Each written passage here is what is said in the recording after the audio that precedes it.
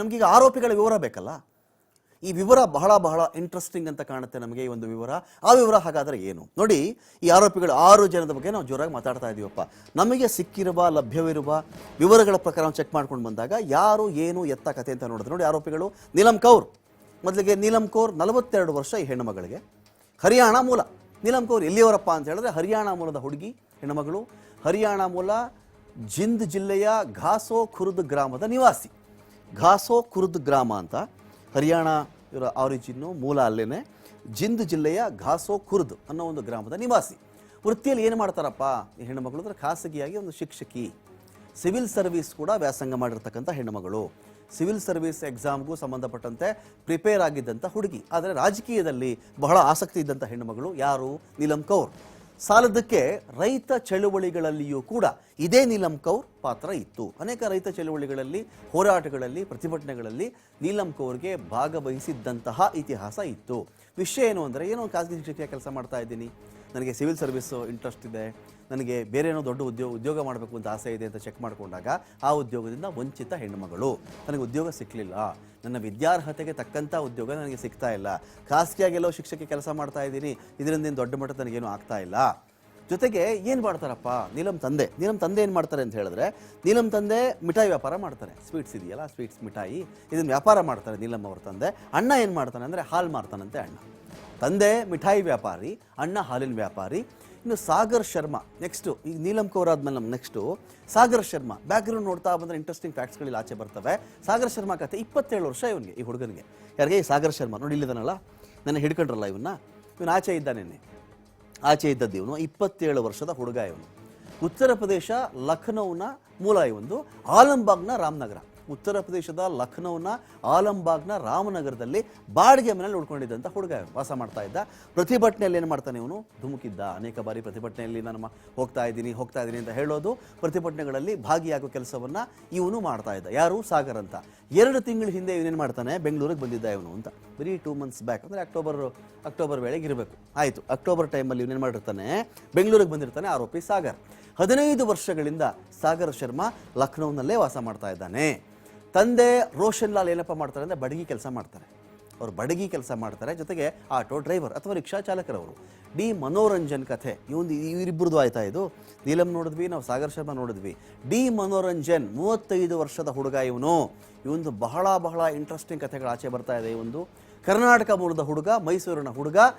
ಇವನಿಗೂ ಪ್ರತಾಪ್ ಸಿಂಹ ಅವರ ವಿಚಾರಕ್ಕೂ ಬಹಳ ಬಹಳ ಕ್ಲೋಸ್ ಇದ್ದಾರೆ ಇವರು ಅಂತ. ಇವ್ರ ತಂದೆ ಆಗಲಿ ಇವನಾಗಲಿ ಪ್ರತಾಪ್ ಸಿಂಹ ಅವರ ಆಪ್ತ ವಲಯದಲ್ಲಿ ಕಾಣಿಸ್ಕೊಳ್ತಾರೆ ಅಂತ ಹೇಳ್ತಾರೆ. ಇರಲಿ, ಪ್ರತಾಪ್ ಸಿಂಹ ಅದನ್ನು ಒಪ್ಕೊಳ್ತಾರೋ ಬಿಡ್ತಾರೋ ನಮಗಿನ್ನ ಗೊತ್ತಿಲ್ಲ.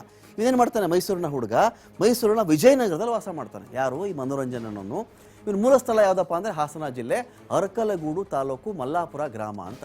ಇವನು ಆರಿಜಿನ್ ಅಂತ ಬಂದರೆ ಹಾಸನದವನು. ವಾಸ ಅವ್ರ ತಂದೆ ಎಲ್ಲ ಶಿಫ್ಟ್ ಆಗಿರೋದೆಲ್ಲ ಎಲ್ಲಿಗೆ ಅಂತ ಚೆಕ್ ಮಾಡಿಕೊಂಡ್ರೆ ಅದು ಮೈಸೂರಿಗೆ.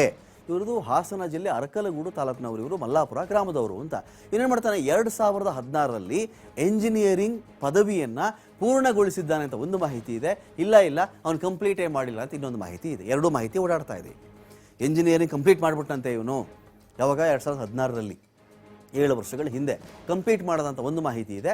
ಇಲ್ಲ, ಕೆಲವು ಸಬ್ಜೆಕ್ಟ್ಗಳು ಹಾಗೆ ಉಳ್ಕೊಂಡಿದ್ದಂತೆ, ಅವನು ಪೂರ್ತಿಯಾಗಿ ಎಂಜಿನಿಯರಿಂಗ್ ಪದವೀಧರ ಅಲ್ಲ ಅಂತ ಒಂದು ಮಾಹಿತಿ ಇದೆ. ಇಲ್ಲಿ ಅದು ವೆರಿಫೈ ಆಗಲಿ. ಅದು ಬೆಂಗಳೂರಿನ IIT ಕಾಲೇಜಲ್ಲಿ ಶಿಕ್ಷಣ ಪಡ್ಕೊಂಡಿದ್ದ ಇವನು ಅಂತ. IIT ಕಾಲೇಜಲ್ಲೂ ಕೂಡ ಓದಿದ್ದ ಇವನು ಅಂತ. ದೆಹಲಿ ಮತ್ತು ಬೆಂಗಳೂರಿನ ಕೆಲವು ಕಂಪನಿಗಳಲ್ಲೂ ಕೂಡ ಇವರು ಕೆಲಸ ಮಾಡಿದ್ದಾನೆ. ಈಗ ಕುಟುಂಬ ಸಮೇತವಾಗಿ ಇವನು ಕೃಷಿ ಕೆಲಸವನ್ನೇ ನೋಡಿಕೊಳ್ತಾ ಇದ್ದ ಅಂತ. ಕೃಷಿ ಕೆಲಸ ನೋಡ್ಕೊಳ್ತಾ ಇದ್ದ. ಇವನ ಮನೆಯಲ್ಲಿ 100 ಸಾವಿರಾರು ಕ್ರಾಂತಿಕಾರಿಗಳ ಬಗ್ಗೆ ಪುಸ್ತಕಗಳು ಸಿಕ್ಕಿದೆ. ಇವನು ಬುಕ್ ವಾಮ್ ಆಗಿದ್ದ, ಪುಸ್ತಕದ ಹುಳು ಆಗ್ಬಿಟ್ಟಿದ್ದ ಇವನಿಗೆ ಚೆಗುವೇರಾಯಿಂದ ಹಿಡ್ಕೊಂಡು, ಭಗತ್ ಸಿಂಗ್ ಇಂದ ಹಿಡ್ಕೊಂಡು, ನೇತಾಜಿಯವರಿಂದ ಹಿಡ್ಕೊಂಡು ಎಲ್ಲರ ಬಗ್ಗೆ ಕೂಡ ಇವನು ತುಂಬ ಓದಿಕೊಳ್ತಾ ಇದ್ದ. ಮನೆ ಪೂರ್ತಿ ಪುಸ್ತಕಗಳೇ ಇತ್ತು. ನಾನು ಕ್ರಾಂತಿಕಾರಿ ಆಗ್ತೀನಿ, ನಾನು ಹೋರಾಟಗಾರ ಆಗಬೇಕು, ನಾನು ದೊಡ್ಡ ಮಟ್ಟದಲ್ಲಿ ನಾನು ಜನಗಳ ಪರವಾಗಿ ನಿಂತ್ಕೊಳ್ಬೇಕು ಅನ್ನೋ ಹಂಬಲ ಈ ಹುಡುಗನಿಗಿತ್ತು ಅಂತ. ಅವ್ರ ತಂದೆ ಅಂತೂ ಹೇಳ್ಬಿಟ್ಟಿದ್ದಾರೆ, ತಪ್ಪು ಮಾಡಿದ್ರೆ ಗಲ್ಲಿಗೆ ಹಾಕ್ಬಿಡಿ ಅವನ್ನ. ಅವ್ರ ತಂದೆಯ ವರ್ಷನ್ ಅದು. ಇರಲಿ, ಇನ್ನೊಂದು ಕಡೆ ಚೆಕ್ ಮಾಡ್ಕೊಂಡ್ರೆ ನಾವು ಅಮೋಲ್ ಶಿಂಧೆ ಅಂತ ನೋಡಿ. ಅಮೋಲ್ ಶಿಂಧೆ ಇವನಿದ್ದಾನಲ್ಲ, ಬರೀ 25 ವರ್ಷದ ಹುಡುಗ ಇವನು. ಜಸ್ಟ್ 25 ಇಯರ್ಸ್ ಅಷ್ಟೇ ಇವನಿಗೆ. ಇವನು ಎಲ್ಲಿಯವನಪ್ಪ ಅಂತ ಹೇಳಿದ್ರೆ ಮಹಾರಾಷ್ಟ್ರದ ಲಾತೂರ್ ಇವನು.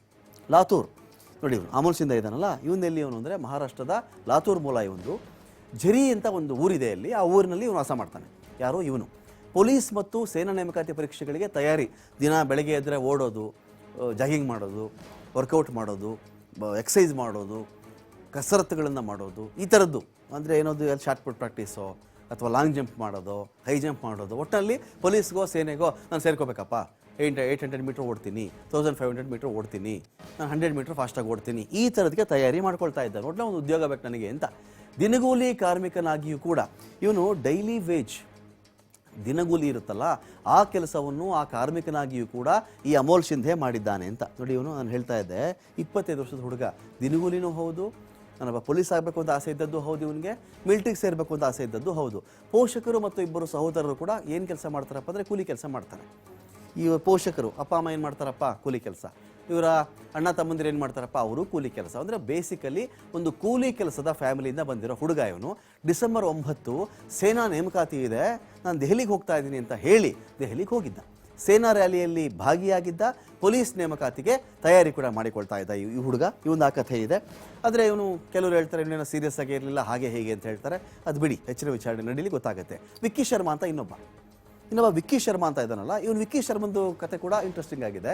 ಇವ್ನು ನೋಡಿ, ಹರಿಯಾಣ ಮೂಲ. ಇವನು ಗುರುಗ್ರಾಮದ ಸೆಕ್ಟರ್ 7ರ ಹೌಸಿಂಗ್ ಬೋರ್ಡ್ನಲ್ಲಿ ಇವನು ವಾಸ ಮಾಡ್ತಾ ಇದ್ದ. ಗುರುಗ್ರಾಮ್, ಯಾರು ವಿಕ್ಕಿ ಶರ್ಮನ್ ಕತೆ ಹೇಳ್ತಾ ಇದ್ದೀವಿ ನಾವು, ಹರಿಯಾಣ ಮೂಲ ಇವನು ಗುರುಗ್ರಾಮದ ಸೆಕ್ಟರ್ 7ರಲ್ಲಿ ಹೌಸಿಂಗ್ ಬೋರ್ಡ್ನ ಕಾಲೋನಿಯಲ್ಲಿ ಇವನು ವಾಸ ಮಾಡಿಕೊಂಡಿದ್ದ. ಪೊಲೀಸ್ ಮೂಲಗಳ ಪ್ರಕಾರ ಈ ಆರೋಪಿಗಳು ವಿಕ್ಕಿ ಶರ್ಮಾ ಸ್ನೇಹಿತರು ಲಲಿತ್ ಝಾ ಜೊತೆ ನಿಕಟವಾದಂಥ ಸಂಪರ್ಕದಲ್ಲಿದ್ದಂತಹ ಒಂದು ಮಾಹಿತಿ ಸಿಗ್ತಾ ಇದೆ. ಇವು ನೋಡಿ, ವಿಕ್ಕಿ ಶರ್ಮಾ ಸ್ನೇಹಿತರು ಎಲ್ಲರೂ ವಿಕ್ಕಿ ಶರ್ಮಾ ಕಾಂಟ್ಯಾಕ್ಟ್ ಆಗ್ತಾರೆ. ಇವರು ವಿಕ್ಕಿ ಶರ್ಮಾಗೆ ಎಲ್ಲರೂ ಕೂಡ ಲಿಂಕ್ ಇದೆ ಇಲ್ಲಿ. ಇವರೆಲ್ಲರೂ ಲಲಿತ್ ಝಾ ಜೊತೆ ಕೂಡ ನಿಕಟವಾಗಿ ಸಂಪರ್ಕದಲ್ಲಿದ್ದಂಥ ಮಾಹಿತಿ ಸಿಕ್ಕಿದೆ. ಲಲಿತ್ ಝಾ ತಲೆಮರೆಸ್ಕೊಂಡಿರ್ತಕ್ಕಂಥ ಇನ್ನೊಬ್ಬ ಆರೋಪಿ, ಅವನು ಯಾರು ಲಲಿತ್ ಝಾ ಅಂತ ಹೇಳಿದ್ರೆ, ಲಲಿತ್ ಝಾ ಯಾರು ಅಂತ ಇನ್ನೂ ಗೊತ್ತಿಲ್ಲ ನಮಗೆ. ಅವನ ಜೊತೆಲೂ ಸಂಪರ್ಕದಲ್ಲಿ ಇದ್ರು ಅಂತ ಗೊತ್ತಾಗಿದೆ. ಆದರೆ ಲಲಿತ್ ಝಾ ಸಿಕ್ಕಿದಾನ, ಅವನಿನ್ನ ಸಿಕ್ಕಿಲ್ಲ ನಮಗೆ. ಗುರುಗ್ರಾಮ್ನ ಲಲಿತ್ ಝಾ ಮನೆಯಲ್ಲಿಯೇ ಸಂಚು ನಡೆದಿರುವ ಮಾಹಿತಿ. ಸ್ಪಾಟ್ ಯಾವುದು, ಬ್ಲೂ ಪ್ರಿಂಟ್, ಇಡೀ ದಾಳಿಯ ಎಲ್ಲ ಪ್ಲಾನು, ಯೋಜನೆ ನಡೆದಿದ್ದು ಎಲ್ಲಪ್ಪ ಅಂತ ಹೇಳಿದ್ರೆ ಅದು ಇವನ ಮನೆಯಲ್ಲಿ ಅಂತ ಹೇಳ್ತಾ ಇದ್ದಾರೆ. ಆದರೆ ಲಲಿತ್ ಝಾ ಮಾತ್ರ ನಮಗೆ ಸಿಕ್ಕಿಲ್ಲ. ಹರಿಯಾಣ ಮೂಲದ ಲಲಿತ್ ಝಾನೇ ಈ ಪ್ರಕರಣದ ಮಾಸ್ಟರ್ ಮೈಂಡ್ ಅಂತ ಹೇಳ್ತಾ ಇದ್ದಾರೆ. ಇಡೀ ಪ್ಲಾನ್ನ ಸೂತ್ರಧಾರಿ ಯಾರಪ್ಪ ಅಂದರೆ ಲಲಿತ್ ಝಾ ಅಂತ ಹೇಳ್ತಾ ಇದ್ದಾರೆ. ಆದರೆ ಇವನು ಮಾತ್ರ ಇಲ್ಲಿವರೆಗೂ ಯಾರ ಕೈಗೂ ಸಿಕ್ಕಿಲ್ಲ. ಇದೇ ವಿಚಾರಕ್ಕೆ ಸಂಬಂಧಪಟ್ಟಂತೆ ನಾವು ಚೆಕ್ ಮಾಡಿದ್ರೆ ಲೋಕಸಭೆ ಮತ್ತು ರಾಜ್ಯಸಭೆಯಲ್ಲಿ ಏನಾಗಿದೆ, ಇವತ್ತು ವಿಪಕ್ಷಗಳ ಪ್ರತಿಭಟನೆ ಕೂಡ ತುಂಬ ಜೋರಾಗಿತ್ತು. ಏನು ಪ್ರತಿಭಟನೆ ಯಾರೇನು ಕಡಿಮೆ ಇರಲಿಲ್ಲ, ಇವತ್ತು ಜೋರಾಗಿ ಪ್ರತಿಭಟನೆ ನಡೆದಿದೆ. ಸಂಸತ್ನ ಭದ್ರತಾ ಲೋಪಕ್ಕೆ ಸಂಬಂಧಪಟ್ಟಂತೆ ಉಭಯ ಸದನಗಳಲ್ಲಿಯೂ ಕೂಡ ಜೋರಾಗಿ ಗದ್ದಲಾಗಿದೆ. ಎರಡೂ ಕಡೆ, ರಾಜ್ಯಸಭೆ ಲೋಕಸಭೆ. ಸದನದ ಬಾವಿಗೆ ಯಾರು ಇಳಿದು ಪ್ರತಿಭಟಿಸಿದ್ರೋ ಅವ್ರಿಗೆ ಅಮಾನತು ಶಿಕ್ಷೆ ಆಗಿದೆ. ಯಾರ್ಯಾರು ಇವತ್ತು ಪ್ರತಿಭಟನೆ ಮಾಡಿ ನೋಡಿ, ಅದಕ್ಕೆ ಕೆಲವರು ಸೋಷಿಯಲ್ ಮೀಡಿಯಾದಲ್ಲಿ ಓಡಾಡ್ತಾ ಇದೆ. ಕೆಲವರು ಕ್ವಶನ್ ಮಾಡಿದ್ದಾರೆ, ಅಲ್ಲ ರೀ, ಅಲ್ಲಿ ಯಾರೋ ಮಹುವಾ ಮೊಹಿತ್ರಾ ಏನೋ ಪಾಸ್ವರ್ಡ್ ಕೊಟ್ಬಿಟ್ರು, ಲಾಗಿನ್ ಐ ಡಿ ಕೊಟ್ಬಿಟ್ರು ಅಂತ ಹೇಳಿ ಅವ್ರನ್ನ ನೀವು ಆಚೆನೆ ಹಾಕ್ಬಿಟ್ರಿ. ಅವರನ್ನು ಇಲ್ಲಿ ಪಾಸ್ ಕೊಡಿಸ್ತೋರ ಬಗ್ಗೆ ಒಂದು ಮಾತಿಲ್ಲ. ಯಾವ ವ್ಯಕ್ತಿ ಲೋಕಸಭೆ ಬಂದು ನಿನ್ನ ಪ್ರೇಕ್ಷಕರ ಗ್ಯಾಲರಿಲಿ ಕೂತ್ಕೊಂಡು ನೀನು ಸದನ ನೋಡಪ್ಪ ಅಂಥೇಳಿ ಪಾಸ್ ಕೊಟ್ಟು ಕಳಿಸಿದ್ರು, ಅವ್ರ ಮೇಲೆ ಕ್ರಮ ಆಗಲಿಲ್ಲ. ಈ ಥರ ಘಟನೆ ಆಗಿದ್ದೆಲ್ರಿ ಅಂತ ಕೇಳಿದ್ರೆ ಅಂಥವ್ರನ್ನ ಅಮಾನತು ಮಾಡ್ತಾ ಇದ್ದೀರಲ್ಲ ನೀವು, ಸರಿನಾ? ಘಟನೆ ಕಾರಣಕರ್ತರನ್ನೇ ಬಿಟ್ಬಿಟ್ಟಿದ್ದೀರಾ ನೀವು. ಯಾಕಿಂತ ಘಟನೆ ಆಯಿತು ಅಂತ ಪ್ರಸ್ತಾಪ ಮಾಡೋದನ್ನು ಇಟ್ಕೊಂಡಿದ್ದೀರಲ್ರಿ ನೀವು. ಸೋಷಿಯಲ್ ಮೀಡಿಯಾದಲ್ಲಿ ಓಡಾಡ್ತಾ ಇದೆ. ಲೋಕಸಭೆಯಿಂದ 14, ರಾಜ್ಯಸಭೆಯಿಂದ ಒಬ್ಬ ಸಂಸದನ ಅಮಾನತು ಮಾಡಿದ್ದಾರೆ. ಇವತ್ತು 14 ಜನ MP ಗಳನ್ನ ಲೋಕಸಭೆಯಿಂದ, ರಾಜ್ಯಸಭೆಯಿಂದ ಒಬ್ಬ MP ಅಮಾನತಾಗಿದ್ದಾರೆ. ಸಂಸತ್ನ ನಿಯಮಾವಳಿಗಳ ಪ್ರಕಾರ, ಸಂಸತ್ನ ನಿಯಮಾವಳಿ 374 ಆವರಣ 2 ಸಬ್ ಕ್ಲಾಸ್ 2 ಇದರ ಪ್ರಕಾರವಾಗಿ ಇವತ್ತು ಅವರನ್ನು ಅಲ್ಲಿಂದ ಅಮಾನತು ಮಾಡಿರೋದು. ಲೋಕಸಭೆಯಿಂದ 14 ಜನ ಅಮಾನತು, ಇನ್ನೊಂದು ಕಡೆ ರಾಜ್ಯಸಭೆಯಿಂದ ಒಬ್ಬರನ್ನು ಇವತ್ತು ಅಮಾನತು ಮಾಡಲಾಗಿದೆ. ಇದು ಕೂಡ ಒಂದು ದೊಡ್ಡ ಮಟ್ಟದ ಸದ್ದು ಮಾಡ್ತಾ ಇದೆ. ಪ್ರತಿಪಕ್ಷ ಸಂಸದ ಜ್ಯೋತಿ ಮಣಿ, ಹೈಬಿ ಈಡನ್ ಇವರನ್ನೆಲ್ಲರನ್ನು ಕೂಡ ಅಮಾನತು ಮಾಡಿದ್ದಾರೆ. TN ಪ್ರತಾಪನ್, ರಮ್ಯಾ ಹರಿದಾಸ್, TN ಪ್ರತಾಪನ್ನು ಕೂಡ ಅಮಾನತು, ರಮ್ಯಾ ಹರಿದಾಸ್ ಅಮಾನತು, ಡೀನ್ ಕುರಿಯಾಕೋಸ್, ಬೆನ್ನಿ ಬೆಹನನ್ ಇವರನ್ನು ಕೂಡ ಇಲ್ಲಿ ಅಮಾನತು ಮಾಡಲಾಗಿದೆ. ಲೋಕಸಭೆ ಮತ್ತು ರಾಜ್ಯಸಭೆಯಲ್ಲಿ ಯಾರು ಪ್ರತಿಭಟನೆ ಮಾಡಿದ್ರೋ BK ಶ್ರೀಕಂಠನ್, ಮೊಹಮ್ಮದ್ ಜಾವೇದ್ ಇವ್ರನ್ನೂ ಕೂಡ ಇಲ್ಲಿ ಅಮಾನತು ಮಾಡಲಾಗಿದೆ. ಅಂದರೆ ಯಾರ್ಯಾರು ಪ್ರೊಟೆಸ್ಟ್ ಮಾಡಿದ್ರೋ ಅವರಿಗೆ ಅಮಾನತು ಶಿಕ್ಷೆ 374 ಸಬ್ ಕ್ಲಾಸ್ 2 ಇದರ ಅಡಿಯಲ್ಲಿ ಅಮಾನತನ್ನು ಮಾಡಲಾಗಿದೆ. ಹಾಗಾಗಿ ನೋಡಿ, 14 ಸಂಸದರು ನಿಮಗೆ ಯಾರ್ಯಾರು, ಜ್ಯೋತಿಮಣಿ, ಹೈಬಿ ಈಡನ್ನು, TN ಪ್ರತಾಪನ್ನು, ರಮ್ಯಾ ಹರಿದಾಸ್, ಡೀನ್ ಕುರಿಯಾಕೋಸ್, ಬೆನ್ನಿ ಬೆಹನನ್ನು, BK Sreekandan, Mohammed Javed, PR Natarajan, Kanimozhi Karunanidhi, K. Subramanya, SR Parthiban, S. Venkatesan, Manickam Tagore ರಾಜ್ಯಸಭೆ ಸದನದ ಬಾವಿಗಿಳಿದು TMC MP ಕೂಡ ಪ್ರತಿಭಟನೆ ಮಾಡ್ತಾರೆ. ಅಶಿಸ್ತು ಆರೋಪದಲ್ಲಿ ಡೆರೆಕ್ ಒಬ್ರಿಯಾನ್, ಅಶಿಸ್ತು ತುಂಬ ಇಂಡಿಸಿಪ್ಲಿನ್ ಇವರು, ಅವ್ರನ್ನೂ ಅಮಾನತು ಮಾಡೋಣ ಅಂತೇಳಿ ಡೆರೆಕ್ ಒಬ್ರಿಯಾನ್ ಅವ್ರನ್ನೂ ಕೂಡ ಅಲ್ಲಿಂದ ಇವತ್ತು ಅಮಾನತು ಮಾಡಲಾಗಿದೆ. ಇನ್ನು ವಿಪಕ್ಷಗಳದ್ದು ಡಿಮ್ಯಾಂಡ್ ಏನಪ್ಪ ಆಯಿತು ಅಂತ ಚೆಕ್ ಮಾಡ್ಕೊಂಡ್ಬಿಟ್ರೆ ನಾವು ವಿಪಕ್ಷಗಳ ಡಿಮ್ಯಾಂಡ್ ಇಷ್ಟೇ. ಮೊದಲು ಈ ಪ್ರತಾಪ್ ಸಿಂಹನನ್ನು ಸಂಸತ್ ಸದಸ್ಯತ್ವದಿಂದ ಅವ್ರನ್ನ ವಜಾ ಮಾಡಿಬಿಡಿ. ಪ್ರತಾಪ್ ಸಿಂಹ ಅವರನ್ನು ಕೂಡ ತನಿಖೆ ನಡಿಬೇಕು. ಇಷ್ಟು ಜನ ದಾಳಿ ಮಾಡಿದಾರಲ್ಲ, ಇವರ ಜೊತೆಗೆ ಪ್ರತಾಪ್ ಸಿಂಹ ಅವರನ್ನು ಸೇರಿಸ್ಕೊಂಡೆ ನೀವು ಇನ್ವೆಸ್ಟಿಗೇಷನ್ ಮಾಡಿ. ಲೋಕಸಭಾ ಭದ್ರತಾ ವೈಫಲ್ಯದ ಹೊಣೆ ಅಮಿತ್ ಶಾ ಹೊತ್ಕೊಳ್ಬೇಕು. ಸ್ಟ್ರಾಂಗೆಸ್ಟು, ಗಟ್ಟಿಮುಟ್ಟು ಪಾರ್ಲಿಮೆಂಟು, ಇದು ಬಿಟ್ಟರೆ ಏನು ಸಿಸ್ಟಮೇ ಇಲ್ಲ ಅಂತ ವಂಡರ್ಫುಲ್ ಸೆಕ್ಯೂರಿಟಿ ಸಿಸ್ಟಮ್ ಇಲ್ಲಿದೆ ಅಂತೆಲ್ಲ ಹೇಳ್ತಾರಲ್ಲ ಅಮಿತ್ ಶಾ ಅವರು, ಮೊದಲು ಅವರು ರಾಜೀನಾಮೆ ತಗೊಳ್ರಿ.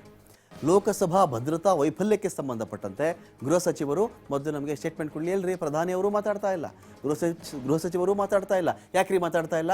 ಮೊದಲು ಅವ್ರನ್ನ ಮಾತನಾಡ್ಲಿಕ್ಕೆ ಹೇಳ್ರಿ ಅಂತ ಕೂಡ ಇವರೆಲ್ಲರೂ ಡಿಮ್ಯಾಂಡನ್ನು ಮಾಡ್ತಾ ಇದ್ದಾರೆ.